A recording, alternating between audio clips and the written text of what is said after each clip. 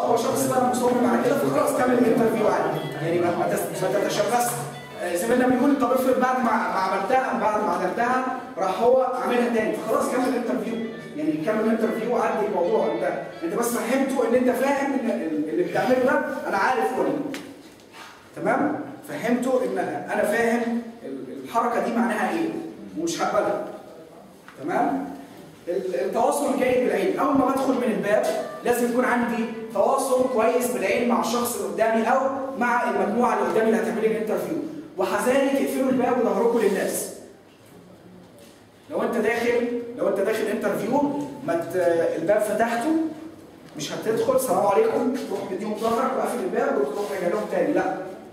انت دخلت السلام عليكم او صباح الخير اهو، باب بايدك بقى وراك، ما تديش ظهرك للشخص اللي بيعمل لك انترفيو، لان الحاجات دي بتتحسب عليك.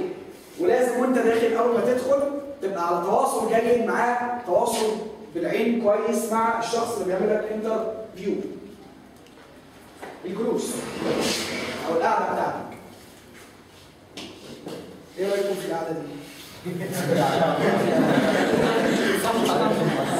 على فكره بشوفها ايه رايكم في القعده؟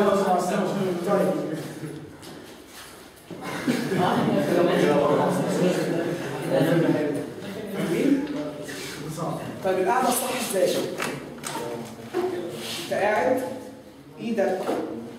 ايدك على رجليك او على السناده بتاعت الكرسي لو في سناده، وظهرك واخد زاويه 90 درجه. لا انت مايل لقدام قوي، انت ممكن تبقى مميل جزء بسيط قوي ان انت بتسمعه، تمام؟ لكن مش كده. ولا انك تبقى قاعد على اول الكرسي وقاعده الاستجمام دي، تمام؟ هل ليها اهميه موضوع القعده ده؟ ليها اهميه. بعض الاماكن بتحسبها ان انت مش فارق معاك مين اللي قدامك، مش هقول مش محترم مين اللي قدامك، بس مش فارق معاك مين اللي قدامك، بتتكلم معاه باستهتار وهكذا. النقطه اللي بعد كده ازاي اتعامل مع الاسئله. يعني ايه ازاي اتعامل مع الاسئله؟